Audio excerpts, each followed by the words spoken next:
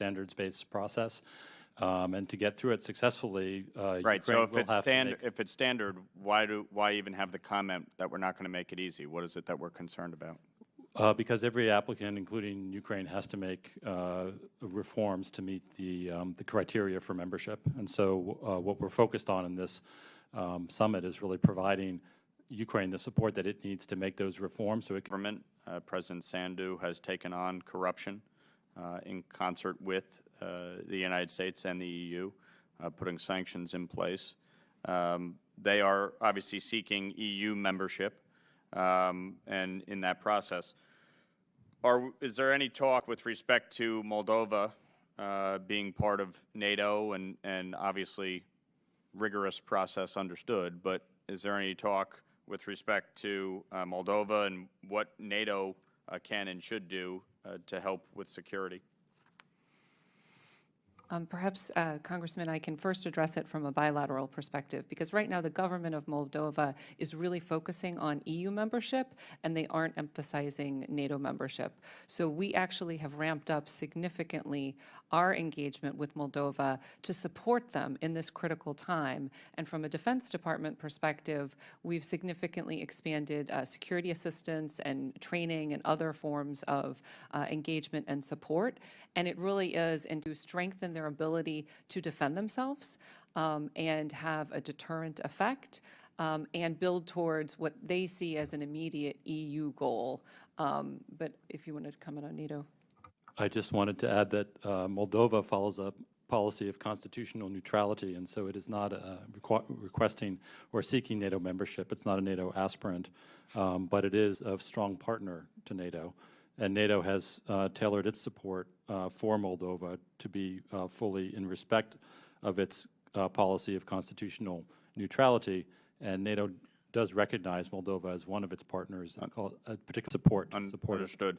It is common knowledge that the majority of NATO members still fail to meet the alliance's 2% of GDP threshold for defense spending. But this past February, Secretary Austin met with NATO Secretary would agree to a quote-unquote new defense investment pledge at the Vilnius summit. Ms. Cooper, do you know what this new pledge would it be an increased threshold? Congressman, I'm going to defer to Das Jones, since my primary responsibility is not specific to NATO. So allies are intensely negotiating what the new updated defense investment pledge will be. And our position is that the new defense needs to affirm an enduring commitment to spend 2% of GDP as a floor for all allies. But in addition to that, there needs to be strong language to aim to spend even beyond that, because in our assessment, 2% spending by each ally would actually not be sufficient. Is there going to be accountability measures as part of this? So the Secretary General does release a report annually that details defense spending by all allies, and all allies are asked to produce a plan, a credible plan for how they will get to the 2% mark. Thank you. Thank you, Mr. Lawler. I now recognize Ms. Titus from Nevada for 5 minutes. Thank you, Mr. Chairman. I'm glad to hear that Turkey has kind of softened its opposition to Sweden. Lawmakers softening their stance on the possibility of selling F-16s to Turkey. We know Turkey is nothing if not practical or transactional. So I just believe that Turkey has proven it's not a reliable NATO ally, and its actions are contrary to the spirit of NATO. So I ask both of you, are you aware of any other of our NATO allies that we've imposed sanctions on under CATSA besides Turkey? And are you aware of any other NATO allies that antagonize other NATO allies, like flying into the airspace of Greece? So I'm not aware of other NATO allies that we have applied CATSA sanctions to.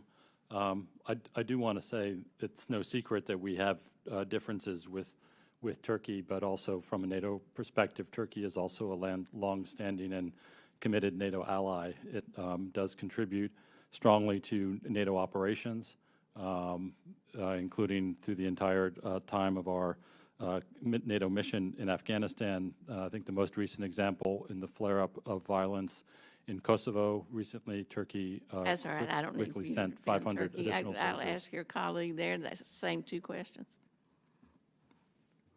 I also am not aware of any instance of imposing CATSA sanctions on another NATO member. Any other NATO members flying in the airspace or taking aggressive action against other NATO fellow allies? At the current time, no example specifically to mind. Thank you. I think that makes Turkey the outlier, so whatever they may have done in the past, let's look at what they're doing in the present.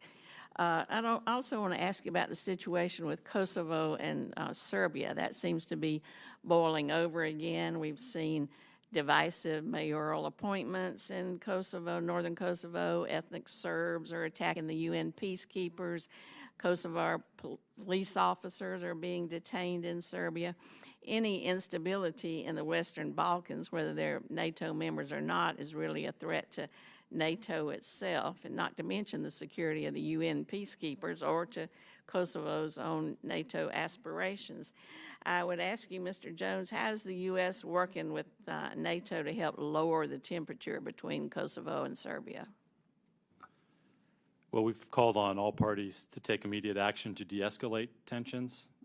We've condemned the violence, which has been directed both at NATO troops, but also law enforcement and journalists.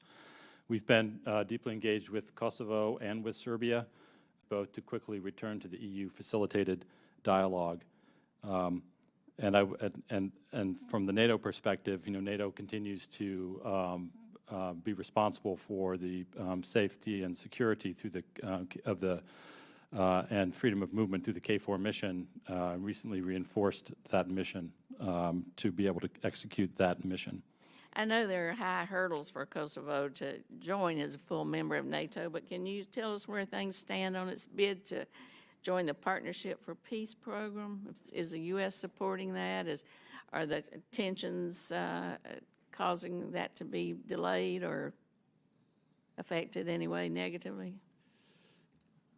Well, there are hurdles to Kosovo moving forward. We've been clear that both Kosovo and Serbia need to immediately fulfill commitments to the normalization agreement and also its implementation annex. And we've continued to support Kosovo's 10-year transition plan to transform the Kosovo Security Force into a multi-ethnic NATO interoperable territorial defense force, and that would help move Kosovo forward on this path.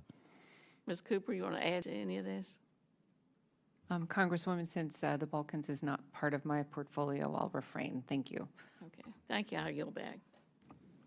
Thank you. This committee will recess until 2:15 when we will reconvene after votes. 2:15. Thank you.